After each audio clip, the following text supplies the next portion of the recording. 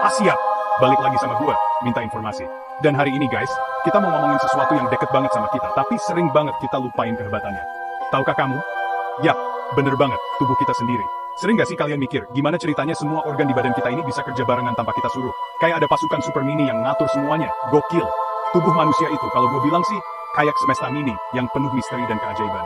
Bayangin aja, dari detak jantung yang gak pernah berhenti, jedak-jeduk terus dari kita lahir sampai nanti, itu udah luar biasa banget. Belum lagi otak kita yang bisa nyimpen kenangan puluhan tahun, dari zaman kita masih ingusan sampai sekarang. Semua itu terjadi otomatis, tanpa kita sadar, tanpa kita perlu setting apa-apa. Bener-bener anugerah guys. Nah, di video kali ini, kita bakal ngebongkar habis hal-hal luar biasa yang terjadi di dalam tubuh kamu, setiap hari, setiap detik, bahkan pas kamu lagi rebahan sambil nonton video ini. Siap dibikin kagum sama diri sendiri, siap terkaget-kaget sama fakta-fakta mencengangkan? Kalau udah siap, jangan lupa siapin cemilan, pencet tombol like dulu, subscribe buat yang belum, karena kita bakal mulai petualangan seru ini. Yuk, langsung aja, kita mulai! Guys! Oke, pertama-tama kita bahas organ yang paling setia nemenin kita guys. Siapa lagi kalau bukan jantung? Ini dia nih, pahlawan tanpa tanda jasa yang kerjanya 24 jam sehari 7 hari seminggu tanpa pernah minta cuti. Bayangin aja, jantung kamu itu berdetak sekitar 100.000 kali setiap hari. 100.000 guys, itu bukan angka yang kecil loh. Coba deh kalian hitung sesuatu sampai 100.000, pasti pegel banget.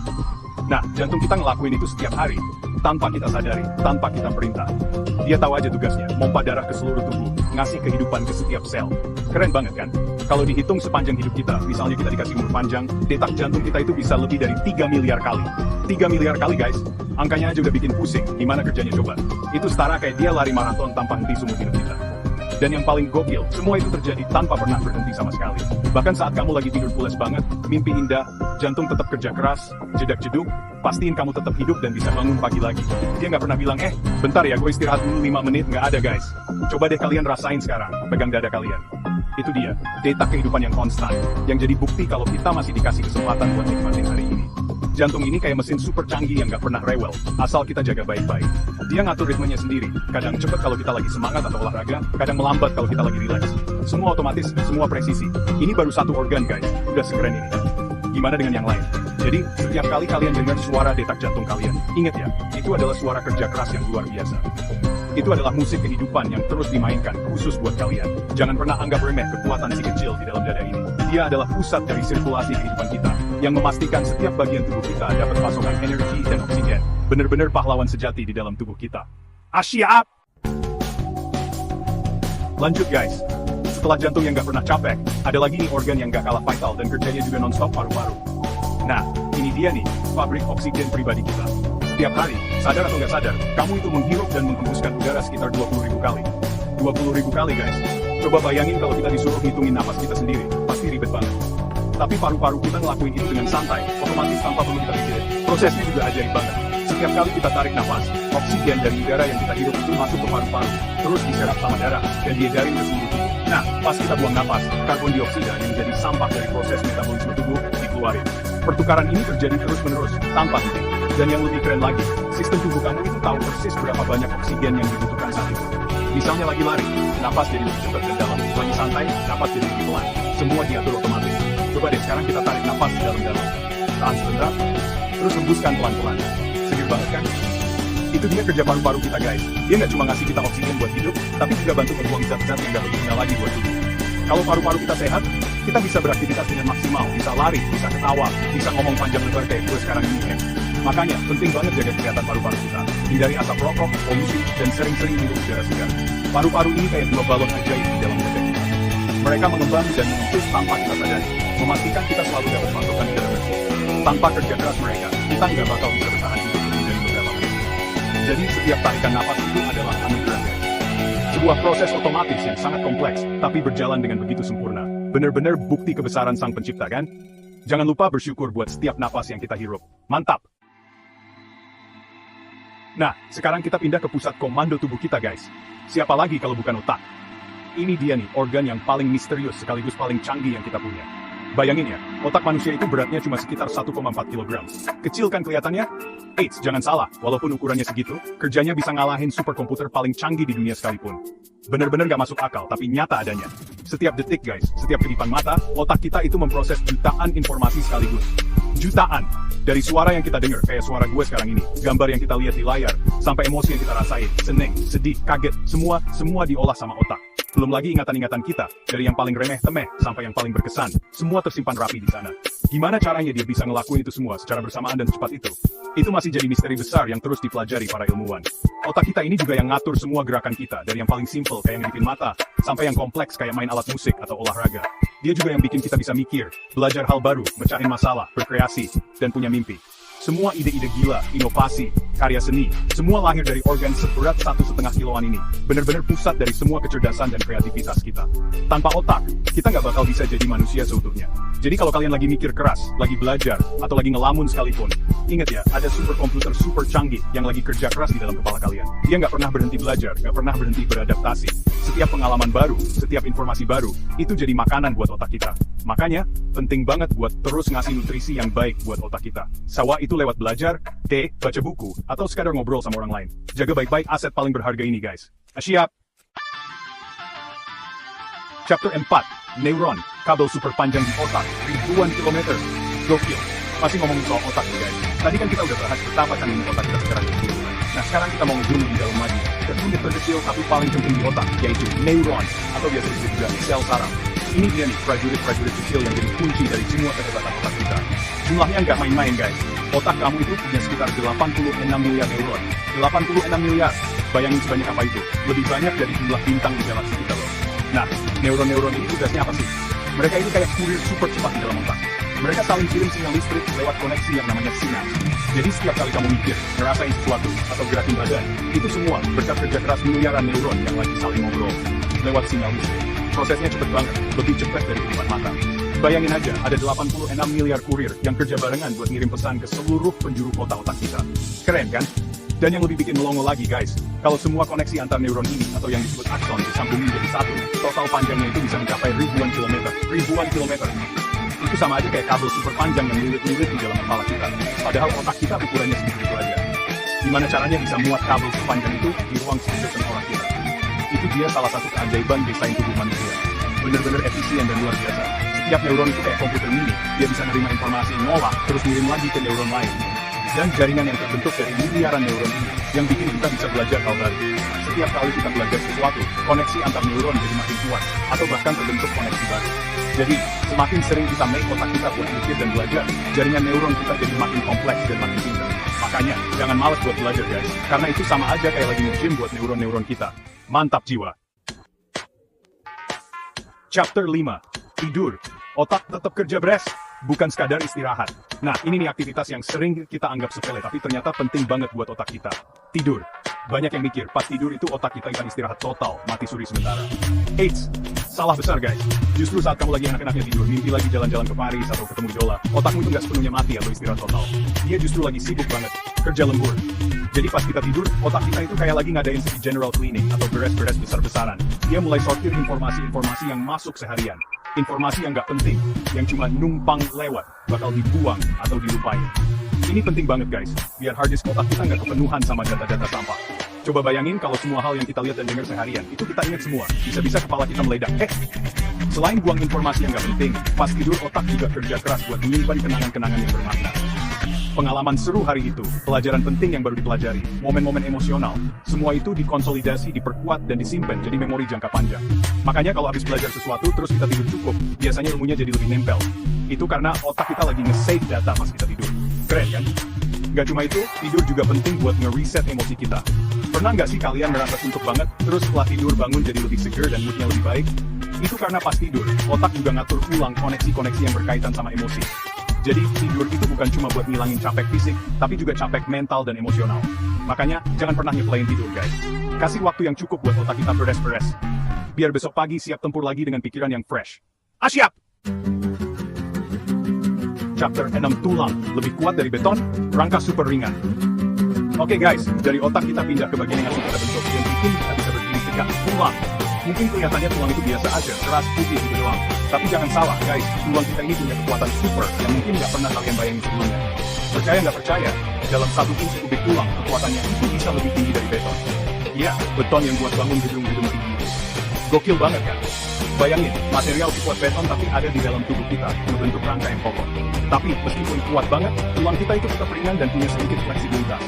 Ini penting banget guys, biar kita nggak kaku kayak robot dan bisa gerak dengan luasa. Coba kalau tulang kita seberat beton beneran, bisa-bisa kita nggak bisa ngangkat badan ini. Hehe. Desainnya bener-bener sempurna, kuat, tapi nggak membebani. Nah, rangka tubuh manusia itu terdiri dari 206 tulang, dari ujung kepala sampai ujung kaki. Masing-masing punya bentuk dan ukuran yang beda-beda, disesuaikan sama fungsinya. Ada tulang tengkorak yang melindungi otak kita yang super penting. Ada tulang rusuk yang jadi perisai buat jantung dan paru-paru. Ada tulang belakang yang jadi pilar utama tubuh kita. Dan tulang-tulang di tangan dan kaki yang bikin kita bisa megang, jalan, lari, dan melakukan berbagai aktivitas.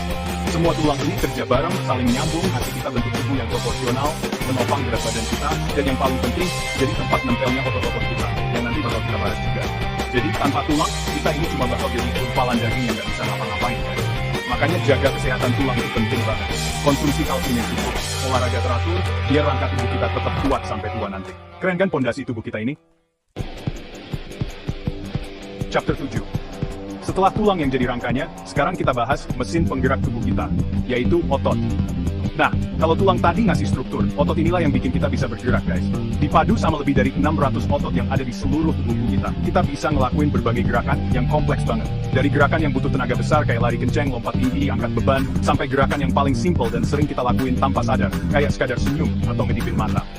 Setiap gerakan yang kita lakuin, sekecil apapun itu, melibatkan kerja dari banyak otot sekaligus. Mereka ini bisa kontraksi, memendek, dan relaksasi, memanjang, narik tulang-tulang kita sehingga terciptalah gerakan. Coba deh kalian gerakin jari kalian, atau tekuk siku kalian. Itu semua adalah hasil kerja otot-otot yang ada di tangan dan lengan kalian. Bener-bener tim kerja yang solid banget antara tulang dan otot ini. Mereka nggak bisa dipisahin guys. Ada fakta unik nih soal otot. Kalian tahu nggak, otot terkecil di tubuh kita itu ada di mana? Jawabannya ada di telinga bagian tengah. Namanya otot stapedius. Ukurannya kecil banget, tapi fungsinya penting buat melindungi telinga kita dari suara keras. Nah, kalau otot terkecil ada di telinga, otot yang paling kuat kira-kira apa guys? Mungkin banyak yang nebak otot paha atau bicep. Salah. Otot yang dianggap paling kuat berdasarkan beratnya adalah otot masseter, yaitu otot buat mengunyah. Tapi, kalau dilihat dari kemampuannya bekerja tanpa henti dan fleksibilitasnya, banyak yang bilang lidah itu salah satu yang terkuat. Gokil kan? Lidah kita ini terdiri dari sekelompok otot yang bisa gerak ke segala arah, bantu kita ngomong, nelen makanan, dan ngerasain berbagai rasa. Jadi setiap kata yang kita ucapin, setiap makanan yang kita nikmatin, itu semua berkat kerja keras otot-otot di lidah kita. Luar biasa banget kan guys? Gimana detailnya tubuh kita ini diciptain? Dari otot raksasa sampai otot super mini, semuanya punya peran penting. Makanya, rajin olahraga ya, biar otot-otot kita tetap kuat dan sehat. Siap! Sekarang kita masuk ke sistem yang gak kalah penting dan kerjanya juga super rumit, sistem pencernaan. Bayangin aja guys, setiap kali kamu makan sepotong roti, nasi goreng atau apapun makanan favorit kalian, begitu masuk mulut, proses yang super kompleks dan otomatis langsung dimulai. Gak perlu kita perintah, sekarang ancurin ya, atau lo, sekarang serap nutrisinya ya, semua berjalan sendiri. Ini kayak ada pabrik pengolahan makanan super canggih di dalam perut kita. Begitu makanan masuk mulut, air liur kita langsung keluar, mulai mecah karbohidrat, gigi kita ngunyah, biar makanan jadi lebih kecil. Terus, lidah kita yang kuat itu yang tadi kita bahas, mendorong makanan ke belakang, masuk ke kerongkongan. Dari kerongkongan, makanan didorong turun menuju lambung. Nah, di lambung ini, makanan dihajar sama asam lambung yang super kuat, yang bisa ngancurin hampir semua jenis makanan, jadi bubur halus. Tapi hebatnya, dinding lambung kita sendiri nggak ikut hancur sama asam itu. Ada lapisan pelindungnya, keren. Tapi, prosesnya nggak selesai di situ guys. Dari lambung, bubur makanan tadi masuk ke usus halus. Nah, ini dia bagian yang paling panjang dari sistem pencernaan kita. Usus halus orang dewasa itu panjangnya bisa lebih dari 6 meter. 6 meter guys. Bayangin aja dilipat-lipat rapi di dalam perut kita. Disinilah sebagian besar nutrisi dari makanan, vitamin, mineral, protein, lemak, karbohidrat, diserap sama tubuh kita, dan diedarin lewat darah buat jadi energi, atau buat ngebangun sel-sel baru. Sisa makanan yang nggak bisa diserap atau ampasnya dikirim ke usus besar. Di usus besar, airnya diserap kembali, terus sisanya dipadatkan jadi feses, dan akhirnya dibuang. Semua proses ini, dari awal makanan masuk mulut, sampai sisanya keluar, berjalan otomatis, non-stop, dan efisien banget. Dan yang lebih keren lagi, sistem ini tuh pinter guys. Dia tahu kapan kamu butuh lebih banyak energi, jadi proses pencernaan dan penyerapan dipercepat. Dia juga tahu kapan harus nyimpen cadangan lemak kalau asupan lagi berlebih. Bener-bener mesin biologis yang luar biasa. Guys, kita hidup di dunia yang penuh sama makhluk-makhluk super kecil yang nggak kelihatan mata, kayak bakteri, virus, dan kuman lainnya. Setiap detik, tubuh kita ini diserang sama jutaan penjajah kecil itu. Tapi, kenapa kita nggak sakit setiap saat? Jawabannya adalah karena kita punya sistem pertahanan super canggih di dalam tubuh kita, yaitu sistem imun. Ini kayak pasukan tentara pribadi yang selalu siaga 24 jam buat melindungi kita. Kamu mungkin nggak sadar, tapi di dalam aliran darah kamu itu ada jutaan sel darah putih. Nah, mereka inilah prajurit-prajurit andalan sistem imun kita. Ada banyak jenisnya, dan masing-masing punya tugas spesifik. Ada yang tugasnya patroli, ada yang tugasnya ngasih alarm kalau ada musuh masuk, ada yang tugasnya langsung nyerang dan memakan kuman, ada juga yang tugasnya mengingat musuh yang pernah nyerang, biar kalau dia datang lagi bisa dilawan lebih cepat dan lebih kuat. Keren banget kan pembagian tugasnya. Jadi begitu ada musuh kayak bakteri atau virus berhasil masuk ke tubuh kita, entah itu lewat udara yang kita hirup, makanan yang kita makan, atau luka di kulit, pasukan sistem imun ini langsung siaga tempur. Mereka bakal bergerak cepat ke lokasi infeksi, menyerang para penyusup itu, menghancurkannya, dan membersihkan medan perang. Kadang-kadang proses perlawanan ini bikin kita ngerasain gejala sakit, kayak demam atau radang. Itu tandanya sistem imun kita lagi kerja keras berjuang buat kita, guys. Nah, kalian pernah dengar soal vaksin kan? Vaksin itu sebenarnya kayak ngasih pelatihan militer buat sistem imun kita. Vaksin itu isinya kuman yang udah dilemahin atau dimatiin, atau cuma bagian dari kuman itu. Jadi, pas vaksin disuntikin, sistem imun kita bakal belajar ngenalin musuh itu dan cara ngelawannya, tanpa kita harus sakit beneran. Jadi, kalau suatu hari nanti kita kena serangan kuman yang asli, sistem imun kita udah siap dan bisa ngasih perlawanan yang jauh lebih efektif. Makanya, vaksin itu penting banget buat ngebantu sistem imun kita jadi makin tangguh. Jaga kesehatan biar sistem imun kita juga kuat ya guys. Terakhir, tapi nggak kalah pentingnya, kita bahas organ terbesar di tubuh kita, yang jadi bungkus sekaligus pelindung utama kita, kulit. Seringkali kita cuma nganggap kulit itu ya kulit aja, lapisan luar tubuh kita. Padahal, fungsinya jauh lebih banyak dan lebih ajaib dari itu guys. Kulit ini kayak baju super canggih yang kita pakai setiap hari, ngelindungin kita dari berbagai macam ancaman dari luar. Salah satu fungsi utama kulit adalah sebagai benteng pertahanan pertama. Dia ngejaga biar kuman, bakteri, virus, dan kotoran dari lingkungan gak gampang masuk ke dalam tubuh kita. Selain itu, kulit juga bantu ngatur suhu tubuh kita. Kalau lagi panas, kita keringetan. Itu cara kulit ngeluarin panas. Kalau lagi dingin, pori-pori kulit mengecil buat nahan panas di dalam tubuh. Dia juga ngelindungin kita dari bahaya sinar matahari berlebih dan dari dehidrasi dengan cara nahan air di dalam tubuh. Nggak cuma itu, kulit juga jadi senseful, super sensitif kita. Lewat kulit, kita bisa ngerasain berbagai macam sensasi sentuhan lembut, tekanan, panas, dingin, sampai rasa sakit. Ini penting banget buat ngasih tahu kita kalau ada bahaya. Misalnya kalau kita nyentuh benda panas, kita langsung refleks narik tangan. Itu semua berkat ujung-ujung saraf yang ada di kulit kita. Jadi kulit ini bukan cuma pelindung, tapi juga alat komunikasi kita sama dunia luar. Dan yang gak kalah ajaib dari kulit, adalah kemampuannya buat regenerasi, alias memperbarui diri. Setiap sekitar 28 hari sekali, lapisan terluar kulit kita itu mengelupas, dan digantikan sama sel-sel kulit baru yang sehat. Jadi, kulit yang kalian lihat sekarang ini, sebulan lagi udah beda guys. Dalam sumur hidup kita bisa mengelupaskan lebih dari 30 kg kulit mati. Banyak banget kan? Oh iya, satu lagi keunikan kulit sidik jari kita. Setiap orang punya pola sidik jari yang unik, bahkan kembar identik pun sidik jarinya beda. Bener-bener organ yang luar biasa kan? Gimana guys? Setelah kita ngebongkar satu persatu keajaiban di dalam tubuh kita tadi, dari jantung yang nggak pernah berhenti, otak yang super pinter, sampai kulit yang selalu baru, gokil abis kan? Tubuh manusia itu emang nggak cuma hebat dari luar, tapi juga penuh dengan keajaiban-keajaiban kecil yang sering kita anggap biasa aja. Padahal prosesnya rumit dan luar biasa banget. Setiap detik, ada jutaan proses biologis yang terjadi di dalam diri kita tanpa kita sadari. Semuanya bekerja harmonis buat menjaga kita tetap hidup dan sehat. Jadi, mulai sekarang, gue ngajak kalian semua, dan diri gue sendiri juga, buat lebih sayang lagi sama tubuh kita ini. Ini adalah anugerah terbesar yang kita punya. Kendaraan yang bakal nemenin kita seumur hidup. Jangan sia-siain, jangan dirusak. Kita udah dikasih mesin biologis paling canggih yang pernah ada di alam semesta ini secara gratis. Masa iya, kita nggak mau ngerawatnya baik-baik? Caranya gimana? Simple aja guys. Istirahat yang cukup, biar organ-organ kita punya waktu buat recovery dan maintenance. Makan makanan yang sehat dan bergizi, kasih bahan bakar terbaik buat tubuh kita. Jangan lupa olahraga teratur, biar otot dan tulang kita terkuat. Dan yang paling penting, jangan lupa bersyukur setiap hari atas semua fungsi tubuh yang masih berjalan normal. Karena dengan bersyukur, kita jadi lebih menghargai dan lebih termotivasi buat menjaga rumah kita ini. Asyik, jangan lupa like, komen, dan subscribe ya. Sampai ketemu di video minta informasi berikutnya. Ciao!